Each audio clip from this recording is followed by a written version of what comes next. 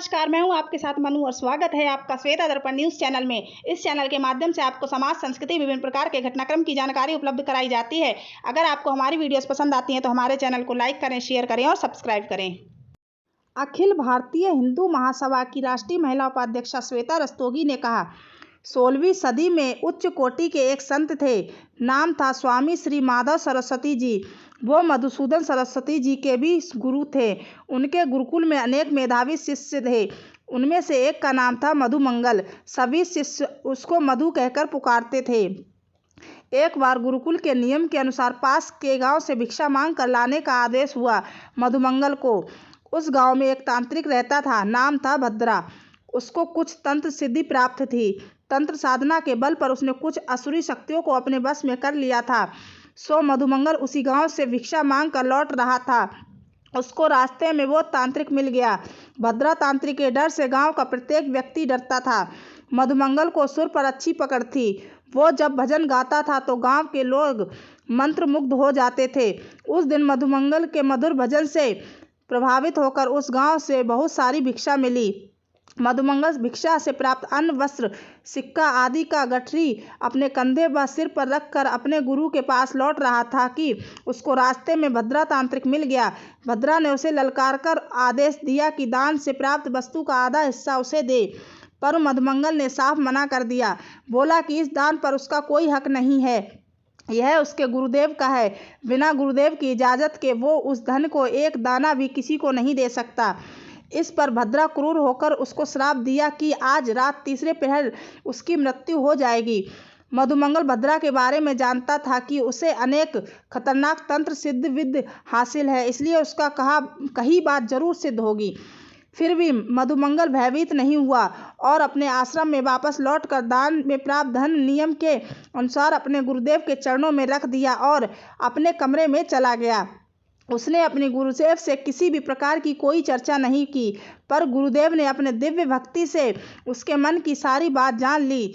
जैसे ही रात हुआ तो उसके गुरु ने एक अन्य शिष्य को भेजकर मधुमंगल को अपनी कुटिया में बुलाया और आदेश दिया कि आज पूरी रात ब्रह्म मुहूर्त तक उसे अपने गुरु की अनवर सेवा करनी है। पांव दबाने होंगे तथा पंखा झेलना होगा। किसी भी परिस्थिति आ जाए, कोई भी आकर बुलाए, उसे गुरु सेवा छोड़कर किसी भी हालत में कुटिया से बाहर नहीं जाना। मधुमंगल गुरु सेवा में जुट गया। जैसे जैसे रात बीतने लगी वैसे वैसे गहरा अंधेरा छाने लगा। मधुमंगल गुरु सेवा में तल्लीन हो गया। तीसरा पहर आया। तांत्रिक भद्रा ने एक मायावी असुर शक्ति का आवाहन किया और आदेश दिया कि वो जाकर मधुमंगल का प्राण हर ले और उसे लाकर उसके सामने उपस्थित करे। उस असुरी शक्ति ने अपने गुरु की कुटिया के पास पहुंचा और तरह तरह के तंत्र शक्ति में मधुमंगल पर वार करने लगा, पर उसका हर एक तंत्र मंत्र विफल रहा।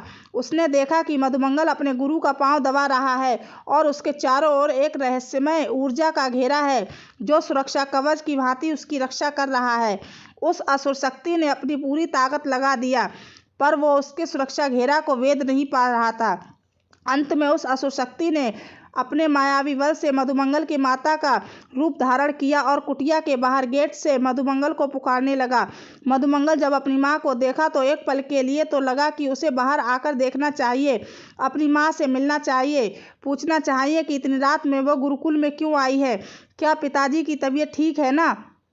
पर इतने में उसको गुरु आदेश का ध्यान हो गया कि कोई भी आ जाए उसे गुरु सेवा छोड़कर बाहर नहीं जाना है तब तक जब तक गुरु से आदेश ना हो। इसलिए मधुमंगल बाहर नहीं आया। रात का तीसरा पहर जैसे जैसे बीत रहा था, इधर भद्रा की तमाम तंत्र शक्ति सिद्धियां आदि का लोप होते जा रहा था। अंत में सुबह हुई और भद्रा की तमाम असुरी शक्तियों का विनाश हो चुका था। उसने पूरे शरीर में जलन हो रही थी। वो किसी प्रकार घसीटता हुआ स्वामी श्री माधव सरस्वती जी की कुटिया में आकर गिड़गिड़ाने लगा और अपने प्राणों की रक्षा की भीख मांगने लगा। स्वामी जी श्री माधव सरस्वती जी से उसे माफ करते हुए कहा कि किसी भी हरि गुरु के शिष्य के चारों तरफ एक अवैध सुरक्षा कवच होता है। वो इतना ताकतवर होता है कि स्वयं कालों के काल महाकाल भी उस सुरक्षा कवच को भेद नहीं सकते। तो असुरी शक्तियों की तो विसात ही क्या है। आज से कभी भी किसी भी शिष्य के प्रति दुर्भावना तक नहीं होने, पाप और इसके प्राण हरने की सोचना तो बड़ी मूर्खता होगी। धन्यवाद।